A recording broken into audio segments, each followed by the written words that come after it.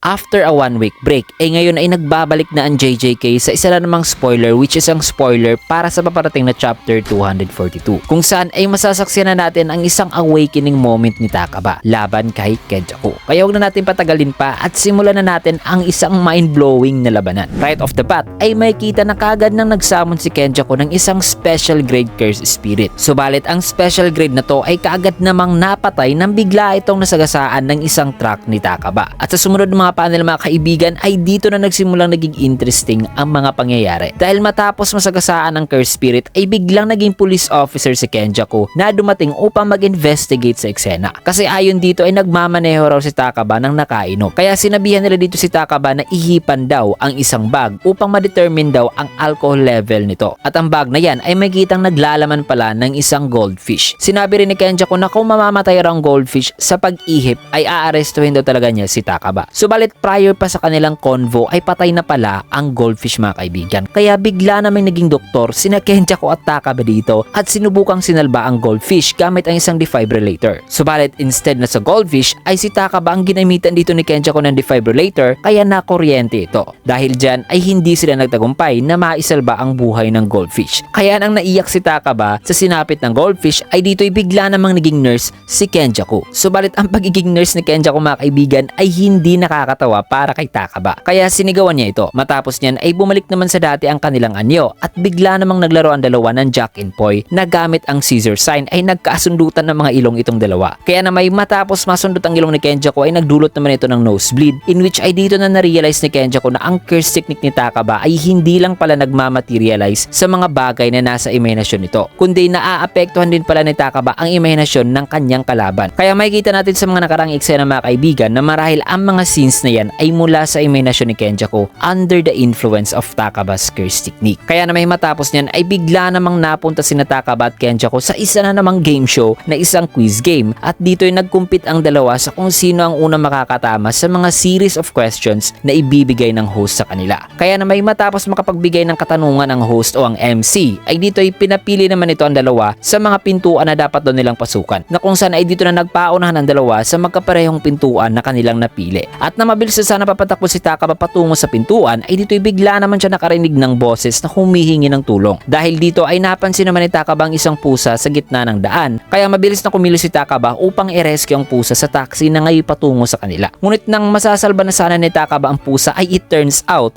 na ang pusa pala ay si Kenjaku. Kaya nasagasaan tuloy ng taxi car itong si Takaba matapos biglang nagtransform ang pusa to Kenjaku. Maya-maya pa ay bigla naman silang napunta sa isa na namang karagatan mga kaibigan na kung saan ay nagsisurfing naman ngayon si Kenjaku habang hinahabol ni Takaba na nagje-jet ski. Dito ay si Takaba na naman ang sumagasa kay Kenjaku gamit ang kanyang minamanehong jet ski. Matapos niyan ay on the next panel ay migitan mang nakangiti na naman si Kenjaku dahil kasama pala nito si Takaba na ngayon naglalaro pala ng tubig ang dalawa na para mga bata sa mga beach mga kaibigan. At habang masaya si Kenjaku nakikipaglaro kay Takaba ay dito naman sa isipan ni Kenjaku ay napasabi siyang ang saya-saya raw niya dahil ilang taon na raw siyang hindi naka-experience ng ganitong klase ng excitement. Kaya masaya raw siya na sinimulan niya talaga ang calling game. Subalit sa kalagitnaan ng kanyang pag-iisip na yan, ibigla namang na-realize ni Kenjaku na naapektuhan na pala ni Takaba ang kanyang pag-iisip. Kaya nang natauhan siya ay kaagad na naman niyang inatake si Takaba. Subalit pinatigil naman siya dito ni Takaba mga kaibigan at sinabihan na inumin raw nito ang tubig dagat, na it turns out na ang tubig pala ay isang Fanta soda. Kaya na may dito ay na-realize na naman ni Kenjaku na matatalo raw talaga siya nito kung palagi na lang daw na ganito ang senaryo. Dahil itong mga hindi raw mabilang-bilang na mga scenarios mga kaibigan ay kagagawan lang daw ni Takaba habang constantly nakakapagbigay pa rin si Takaba ng damage sa kanya. Kaya na may nang na-realize ni Kenjaku na ang laban na ito ay hindi raw magtatapos unless kung mafulfill na raw ni Takaba ang desire nito sa comedy. Dito ay nagbihis na si Kenjaku ng suit mga kaibigan at tumayo na sa isang entablado kasama si Takaba para sa isa na raw final battle. At ang eksena na ito mga kaibigan sa isang entablado ay ang parallel sa eksena ni Gojo at Geto sa isang cover page ni Gege sa chapter 77 na ang Premature of Death Part 2. So matapos ang mga nakakabaliw ng mga eksena mga kaibigan ay dito sa stage scene ay finally magaganap na ang kanilang final fight. At hopefully may kita na natin ang iba pa natin mga bida sa next chapter in action. action mga kaibigan. Dahil dito muna magtatapos ang spoiler video natin mga kaibigan sa eksena kung saan ay magkasabay na ngayon si Takaba at Kenjaku sa isang entablado para sa kanilang final fight. And it's been a roller coaster chapter na ang mga eksena ay para bang nasa isang panaginip. At syempre abangan nyo rin ang full chapter review natin para sa chapter na to upang mas maintindihan nyo at mas madadama pa ang chapter 242. Maraming salamat. And if you like this video, you can get a like, comment, follow, subscribe na rin for more videos like this, and see you guys again on my next video.